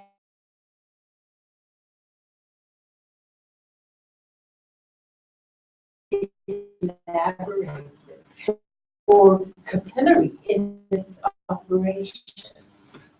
That it is very much tied to the era of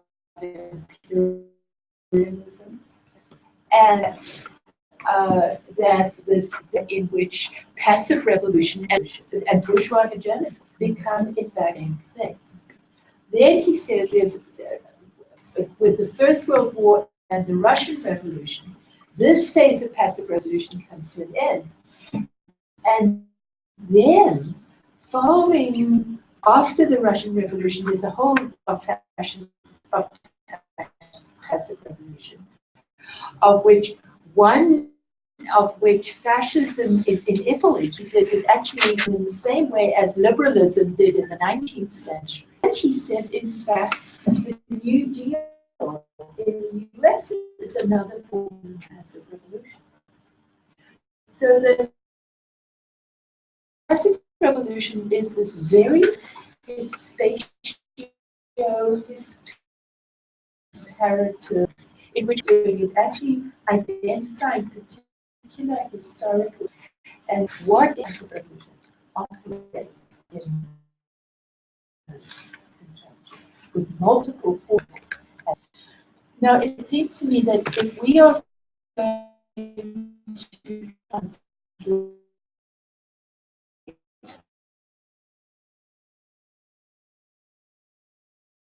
order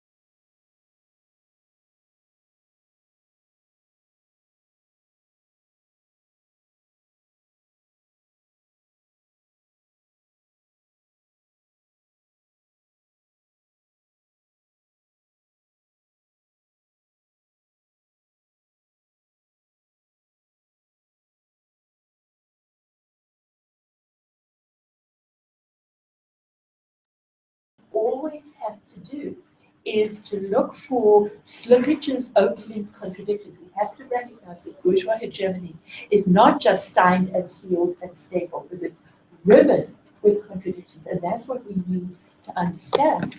And that the constitution of an alternative proletarian hegemony is going to hinge crucially on an understanding of bourgeois hegemony and its contradictions. So that is where, and maybe I'll just stop here. It seems to me that that's where the real challenge, if we are going to translate Gramsci into the present, is precisely an understanding of what a properly Gramscian understanding of passive revolution entails, it seems. is exactly getting at how hegemony is operating. And Gramsci actually gave us some really useful pointers in that in his analysis of relations of force, which is pages 174 to 184 in the selections from the prison notebooks, in which he said what we need to do is we need to start with the social relations of force, which is the structure of the economy. But he said we then need to move on to the political relations of force, which are deeply entangled with those, which is hegemony in its various forms.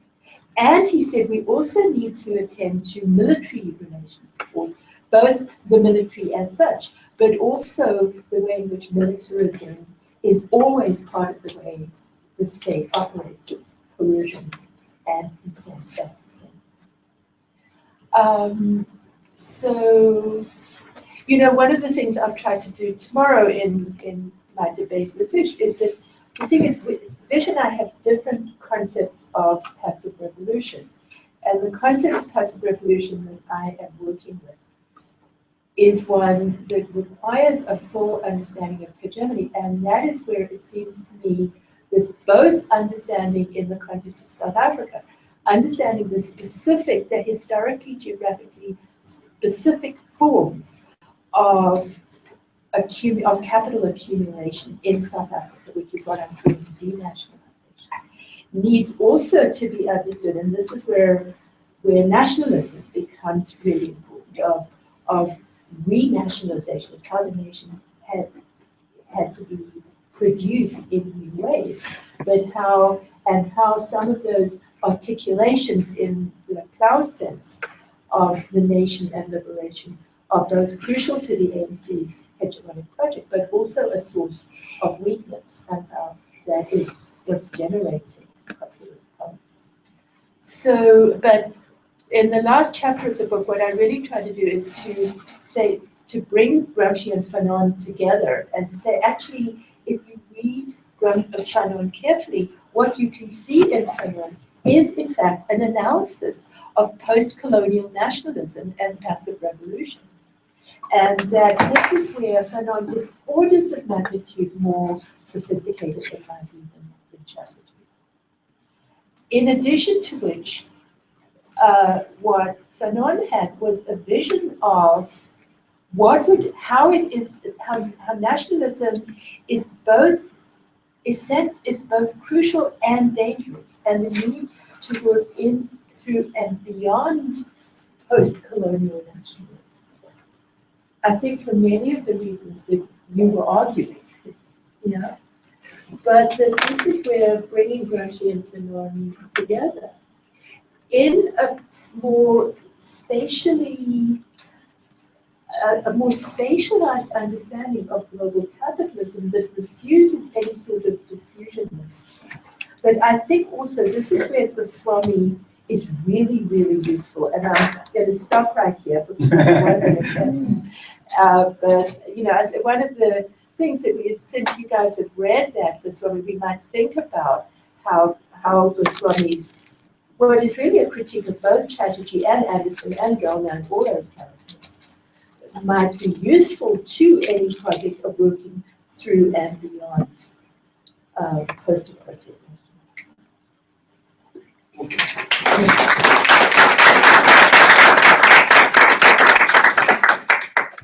Okay, thanks guys. Thanks to Jim for the discussion. And I can't help thinking of the relationship between righteousness and passive revolution and the underlying principles of economic determinism and principles of against. And then as a spatial historical context, during the period which it was present, and then looking at this we can picture that within language. And in this contemporary context, should we then ascribe or should we blame passive revolution on the structure of the neoliberal structure which exists, the global market economy which exists, and then or should we blame it on the rhetoric of the NDR and the CST? So that would be my question to you. Yes. Thank you very much for that interest. I certainly must admit that there is a larger reading that has, maybe not large, but alternative reading that has emerged here of Gramsci and his concept of the passive revolution. Now, in relation to the subalterns that, particularly the earlier works by Ranajit Guha, the first volume, and his work on peasant revolution in India. Now, at that early point, there seems to be a very obvious, limited definition of hegemony, because the object of subaltern study is to carve out a space for a different discourse of the nation that is not, under the hegemony of the state.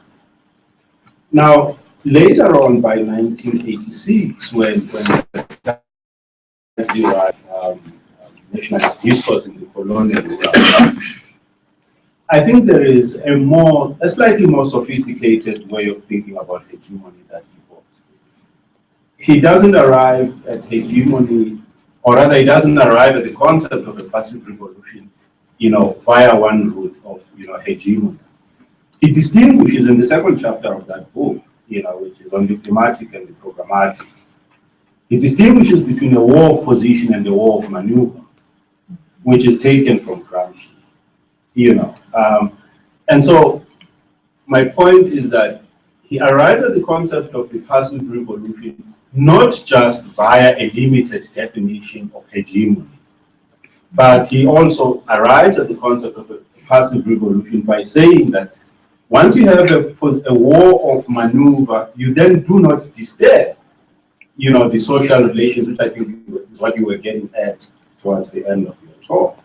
You do not disturb basically the position, of different social forces. All you do is to reallocate or reassign them basically in society.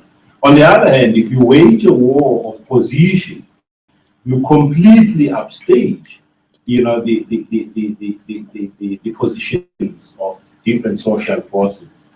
And so if we read this somewhat, staged, understanding of a passive revolution within subaltern studies, it would seem to me, and I'm not disputing the fact that there is an alternative reading here that we've offered of Gramsci, but it would seem to me that at different points in the political project of subaltern studies, there is a need for a particular reading, of hegemony that helps the project, because we can see this shift, from early subaltern studies and Ranajit Guha and Partha Chatterjee, by the time he writes in 1986. Yeah, I just want to get the conceptual frame in which you're using passive revolution. Are you saying passive revolution is a response on the part of the bourgeoisie in relation to processes that are coming from the working class and the poor, in terms of their resistance and the struggle? Or is it a continuous kind of process of bourgeois rule? It's an inherent process of bourgeois rule that they engage in the process of passive revolution to maintain their hegemony, or it represents shifts. Yeah, no, that's in the bourgeois rule at particular historical conjunctures. Let me give an example. Yeah. Apartheid regime.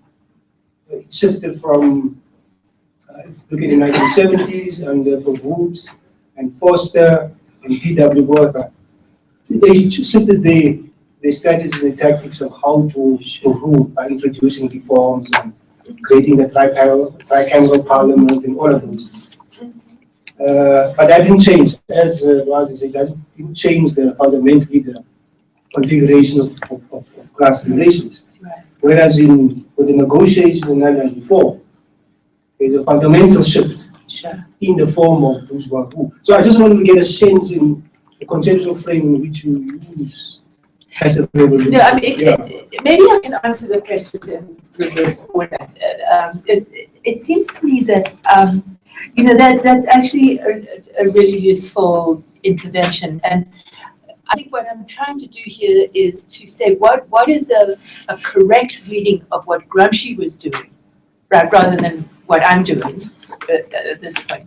And the way Gramsci was using, I think what he increasingly came to use passive revolution to get at is exactly this kind of dialectical relation between bourgeois rule that is constantly subject to pressures from below. But the nature of these pressures sort of shifts over the course of the 19th century. And of course always takes specific forms in specific countries. But passive revolution is not, I think if you were to sort of distill it in some sense, it's not just top-down bourgeois rule. It's not ever just domination without hegemony. It's always an effort at dealing with pressures from below. But that he's saying that the particular forms this takes are dynamic and changeable over time. Does that? I want to find out if there's a passive revolution. Does it respond to qualitative? You see, I think to the extent this process of the bourgeois rule faces a crisis, like fascism.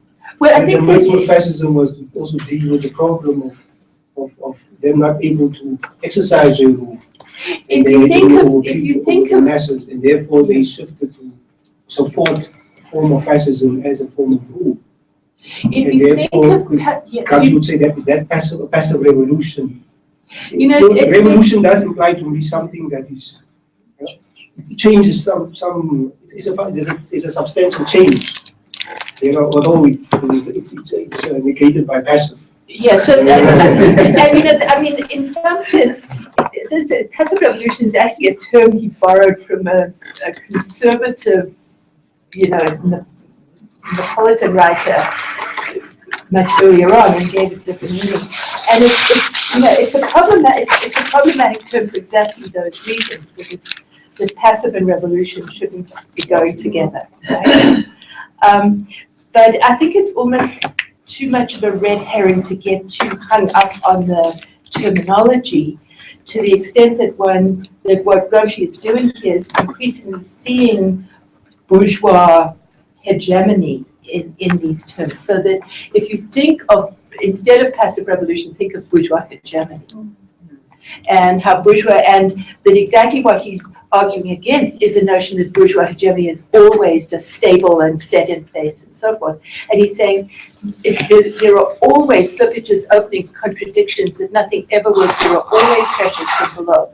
That it's understanding the specific ways that those get constituted and dealt with in various ways. And you know, this is where one can have an interesting discussion of the apartheid state, moving and from the reformist strategy from the late 70s onwards as an effort to, as a recognition of the limits of pure coercion. So, you know, I guess, look, I agree with you that what he's doing in 1986 and what he's doing with, you know, in fact, I think the best chapter in The Nation and Its Fragments is the last one where he's talking about passive revolution. That there's no question that Chatterjee's conception becomes more sophisticated over time. You know, but in relation, I would make 2 points though. In relation to colonial, that one of Goswami's really powerful critiques of Chatterjee, and it's a very careful, respectful critique, that what she's saying is that the limits of Chatterjee's analysis of nationalism is that it is a discursive analysis, and that it is not situated in an interconnected global political economy.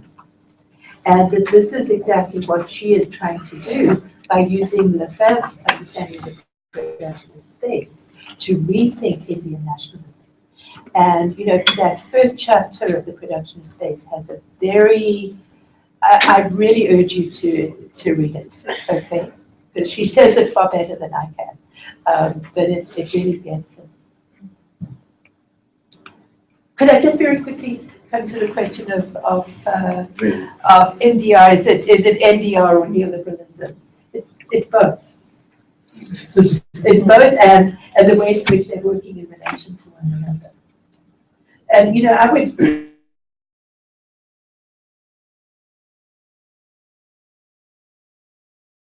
My whole argument not been much more historical and contemporary character covered communication and the particular ways that corporate capital is reconnected with the global economy, and that operated in relation to the ANC, the way the ANC invokes articulations of the nation and liberation as part of its hegemonic project that are both necessary and vulnerable to challenges from below, intensified by the way denationalization plays out. So it's not either or, it's both and. I guess, you know, my question comes to some of the points that you made about leadership. Now, I obviously really enjoyed the Peter Thomas article precisely because of, you know, the idea of leadership that I really liked, and also, you know, it's about imminent processes. And you know, I think John was saying, you know, if only we could give some people that we know this definition of praxis. Right? And of course, I agree with that point. But I just want to kind of push you a little bit on this question, because it seems to me that the model that you set out, you know, one that helps or a leadership that is almost part of the process by which the people verify their own political desires and aspirations, you know, would go along. Someone like Julius Malema might stand up and say, well, that is exactly my practice of leadership. Someone might say, well, that I know would claim that actually, you know, processes of helping the people, you know, organically and of their own accord clarify their political desires. So when I say I'd like to push you a little bit, I'm curious to know if, in your mind, what models of political leadership actually follow this Gramscian idea, right? And what are the kind of real-world present methods for it that we might emulate, or not even emulate, because I don't like emulating any political project, but rather that we might draw from, learn from, and redeploy in some way. Do you want to answer, and then? Can we take these three?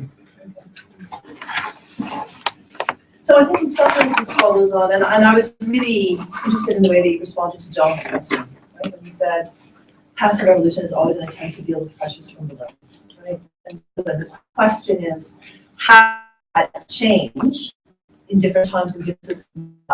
And I this hope, which I hadn't quite taken away before, that it's crucially important that we can answer those questions precisely to know if we're going to develop an alternative hegemony.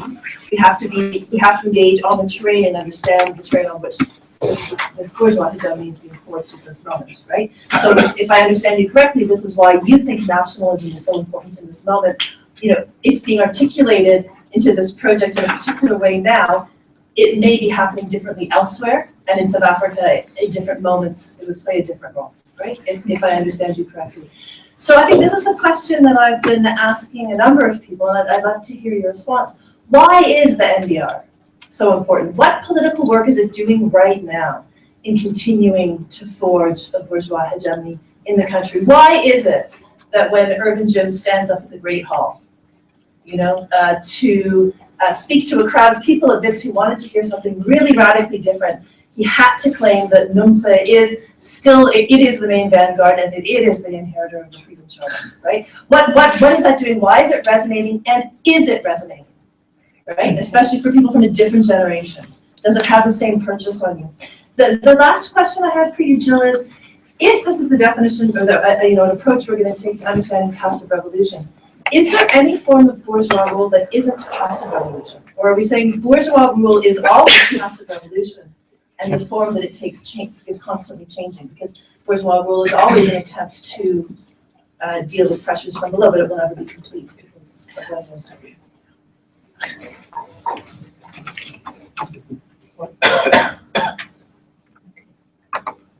So one more question, please. Simple question. What does the war of position and the war of maneuver do to in Gramsci's understanding? Okay. Of hegemony? Okay then. All right. So I mean, when you ask me for examples, one of the things that's so interesting is all the very, I mean, in some sense, the most left-wing regimes we've seen, in our memory have, been what has been happening in Latin America. And of course, there are huge critiques of both Chavez and Morales. Yeah. It's the trustee, what Gramsci, again, I'm as hampered as everybody else by not speaking Italian, but the bits of the prison notebooks that have been translated that speak most directly to this are exactly where he talks about the democratic philosopher, and he talks about relations of pedagogy through which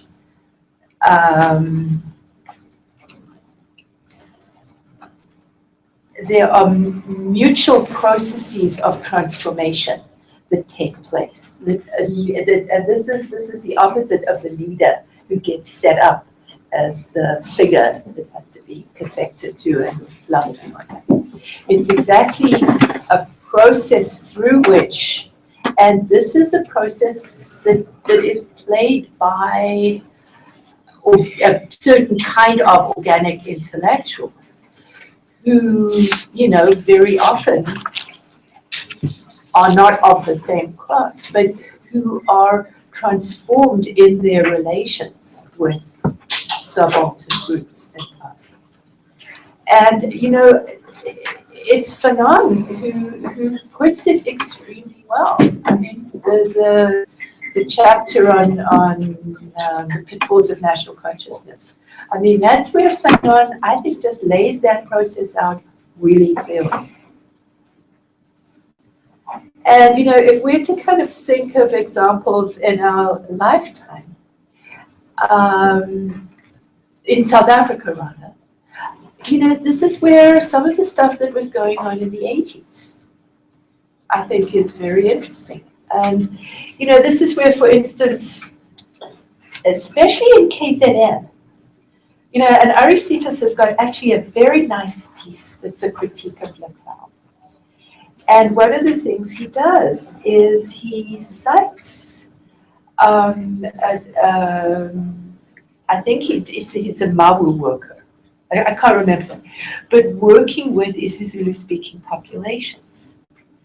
And, and quoting this guy saying that you have to begin with people where they are and follow them where they lead you. And it's Fanon. It's absolutely Fanon. And, Governor Becky of Ladysmith was there for 2 years leading up to the Freedom Charter. Okay, that's the example. And in Disabling Globalization, I speak this. But, Becky told me how he set up this dancing class so he could sneak off. But older people in Ladysmith, whom I met in the 90s, who are all dead now, but they said, they remember these wonderful discussions that would be sparked by Ogo, but they'd be collective discussions where, it was sort of set off by, well, what kind of South Africa do we want? And, there would just be this process through which people described the sense of excitement. And there was one quote in particular that just stayed in my mind, just gave me goosebumps. And, what this guy said was, he said, what these discussions helped us to understand was how land, people, and politics go together, and how struggles over land, because this is where forced removals were happening, and labor struggles and larger political struggles, they could see how they tied in with each other and linked in. And it seems to me that these are examples of exactly this kind of process that is the exact opposite of vanguardism. So, Melanie, why is the NDR important? You know, I actually think if we're thinking seriously about hegemony, here's what I think. Maybe I'm wrong, but I'm sure Jeremy Cronin, who would disagree. That I think there's a difference between the NDR and the Freedom Charter. And, you know, Peter has a brilliant piece in 1986 on the Freedom Charter and the NDR. And they tend to get mushed together, but actually I think it's useful to keep them separate. Because I think what's happened over the post-apartheid period is that the NDR doesn't have that much to do with hegemony for ordinary people. I don't think probably most ordinary people give a shit about it. What the NDR really is about battles within the alliance and the NDR as a site of contestation. So that, you know, part of what I'm trying to do in reading the South African process is trying to document some of the ways in which there are battles. I own the NDR, no you do, like, you know, blah, blah, blah. And so, and it gets redefined. And, you know, the first battle of the NDR, and Harold Balkin put it very nicely in his 1995 piece, was around the RDP. The RDP, yeah, before Gear even came on the scene. So I think the NDR is, like I said, it was like a shabak that gets used to get people in line. It's much more what happens within the alliance. Whereas the Freedom Charter, I think, is different. And I think the Freedom Charter really has resonances. It has deep, powerful popular resonances. For all, you know, that intellectuals can be very cynical about it and so forth. That's where the Freedom Charter does have traction. But it's also remember, it's a very abstracted understanding of the Freedom Charter. And what I tried to do very quickly in that little Mail and Guardian article is to say, look, there's a difference between an abstract understanding of the Freedom Charter that could be filled with all kinds of common sense that just gets shoved down, as opposed to the actual process through which imagine, you know, we were talking earlier, Prashani raised the question about how a different nation is imagined. And the process of popular consultation that surrounded this sort of imagination just seems to me to be very different. The Freedom Charter as process, as opposed to Freedom Charter as abstraction. So, you know, on the whole question of just if you read War of Position, War of Maneuver. Yeah. In the Euro-communist reading, you know, War of Maneuver is what happened in the East, in Russia. War of Position is what has to happen on. Well, this is what I do. I have 400 undergraduates and they talk. So what the Euro-communists did was they said, okay, it's war of position on the terrain of civil society, right, in the trenches of civil society. But exactly what Gramsci was saying with passive revolution was that war of position is both what the bourgeois state does, is the passive revolution is a war of position. So war of position and war of maneuver for Gramsci happens both in the context of bourgeois hegemony and in the need for an alternative proletarian hegemony. And that's where the antinomies of Perry Anderson are so misleading, politically. One last one. Okay? One last one. Okay. It is focused. Yeah, I just want to tell you a story. deal with this issue of the NDR and the Freedom Charter. Because I think, you know, the issue that you raise about the praxis is important. Because all the community protests, there's never a demand that says because the Freedom Charter says we must get houses, we are demanding houses. We are demanding housing in terms of the Freedom Charter. That has not emerged as a popular expression. I mean, in most of the community protests over the past decade or so. But that will give me an indication whether the Freedom Charter is still part of the popular consciousness and there's a popular contestation about the Freedom Charter. That's the one thing. But I think it's important because if you say the philosophy of practice is the key to understand the process of change and the development of alternative, hegemony and part of the I think it's important to pay attention to that one. My story is 2 weeks ago I attended a political discussion forum of NUMSA in Germiston. There were 20 offshoots of NUMSA there. The topic was, is the Communist Party still relevant?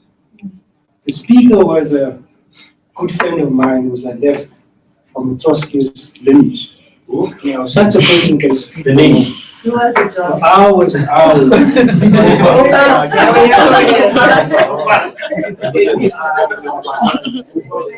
And NDR. At the end of his talk, he spent about, I don't know, hours speaking about it. At the end of his talk, he asked the House, there were about 22 in the meeting, how many of the participants there were part of the Communist Party or still part of the Communist Party? The only person who put up his hand was himself.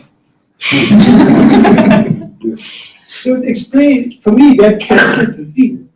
Also, that there's not an experience with the new generation here of activists and protesters and people of the Communist Party. I'm just using an example, therefore the NDR and all of that. So I think it's an important, I'm not saying that it's not there. So I think we also need to look at again, where is this infatuation with the NDR coming from? Within the working class and subaltern classes, and even the Freedom Charter. You know, where is it coming from? You know, its origins in terms of the thing around. Because, yeah, I'm just raising this as, you know, as part of the experiences in terms of the thing around. Yeah, that's my, yeah, let's just leave it. Yeah, I was avoiding because I was leaving now at I want to make a link to I feel the same as John, that there is a complete misreading of popular imagination out there and what are the constellating either documents or actual concepts that constitute, if you get out there and say it, you'll interpolate or something that you will get. If I say, hey, they will look back or something like, you know, it's not the Freedom Charter. It hasn't been for a while, as far as I would think, or NDR. Even What is it? you see, we'll have to. I was going to push you about what is this thing you were saying about not the Freedom Charter in its conceptual form, but that it is what bases ANC's hegemony is the Freedom Charter, not as like conceptual, if I heard you correctly. So I was going to push you to say, do you mean like the popular demands that are captured in the Freedom Charter are still what makes the ANC hegemonic out there? Because when you say Freedom Charter, and I don't know, like, you know, it used to be like, as far as I know, I was not in the 80s, but Freedom Charter in itself, like to say Freedom Charter was like a very powerful idea out there. People knew what it stood for, that it carried the statement of people's demands. Today, I think it's much more fragmented, and I think many people have, you'll find different languages in different parts of protests, or, yeah. And I think maybe the rising idea that might do that is economic freedom. That is what is entering, which, by the way, now goes back to the NPR. You see, okay, if that's what you meant, because I see the distinction between like the actual name Freedom Charter, and if I say economic freedom, ANC can't fight me. It can't say I'm doing what they're doing, because they don't call their ideas those things, so to speak. But we have the same unresolved or long overdue claims of land, inclusion into economic ownership. So unless those things can ever go with the name Freedom Chart, including nationalization, which I think that's what the excitement here is. You know, I think these are really. And the last thing, Prof, if the last thing, is the I don't know who touched it, the sister. The question of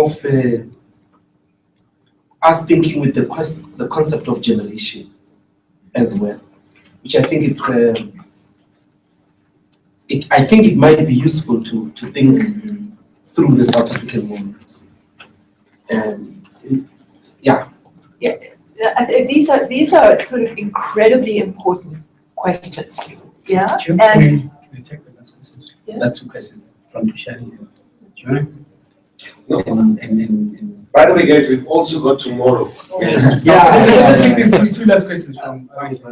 It's not a question, it's a comment, and I can also take it up tomorrow. But I was going to say, I think Ahmed makes this point in other places, is that the importance of the NDR is not just the way it becomes a disciplining tool or stick, but I think that it's also a way in which the ANC member, the member of the Congress tradition, also comes to see him or herself as a political being. So this acceptance of the separation between the national question and the class question. Yes, but we say if you look at the slogan economic freedom, it comes from that particular problematization from within a part of the youth league of the mobilization of the NDR, you know, in a particular way. So I think, yeah, I think it's much more than just that. And you know, I think we have very good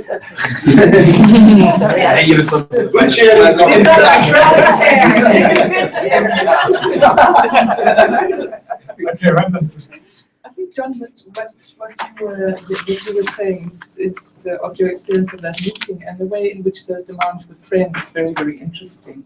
And I'd like to relate that back to Peter's point about the NDR maybe losing its breast, but you know, maybe the Freedom Charter still has something which the NDR has lost. I'm not sure. It would be difficult to pin that down. But what I think is interesting in the way in which he formulated it is that I think we need to listen to the language of popular demands and whether these are demands for something or claims on something. In other words, if they're not demands for, i.e. the breast, I think it's interesting to bear in mind that there is another kind of demand, namely a claim on, which would be a warrant for. And I think the Freedom Charter can very well stand for that. And I think there's an amazing, I must actually maybe something to follow up, the different structure of rights in St. Thomas Aquinas, the level of natural law, natural right, divine law, divine right, and the the organization of different demands in terms of different understandings of rights. And I think the claim on with the idea of some constituent power standing as a warrant for that claim, I think is an incredibly important symbolic dimension to listen to in this. I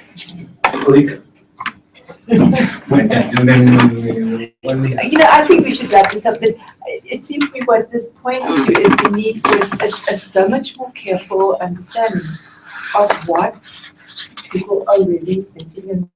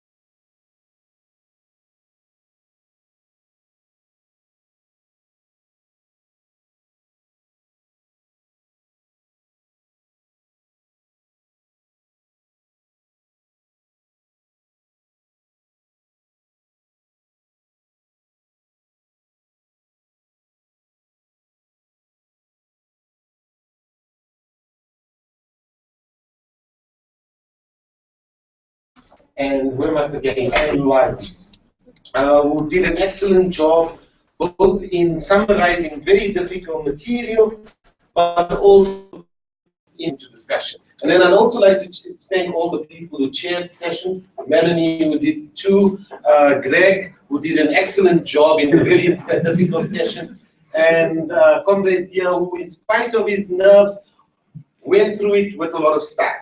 Okay.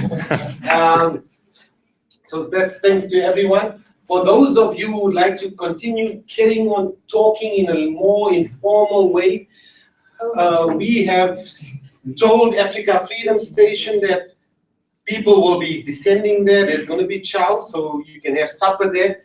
And there will also be some alcohol. I think that it's 2 glasses per person. And, but, I mean, given that there's a bar there as well, so if we exhaust those 2 glasses, you know, people will just have to take some money out of their pockets. But then, having been said, rest well, and we'll see everyone tomorrow. And I have a vote of thanks for Prashani and Ahmed for organizing. Well, as much as I enjoyed it, it was not just myself and Prashani. But all the molds. Yeah, it was. And by the way the identity, the mold, type of mold is an open identity. And anytime you come into, even when you come in an antagonistic way to fight with the mold, you become a mold by coming into these discussions. So those of you who this morning communicated a desire to become molds, you already won. And on tomorrow, it's not here, it's in the graduate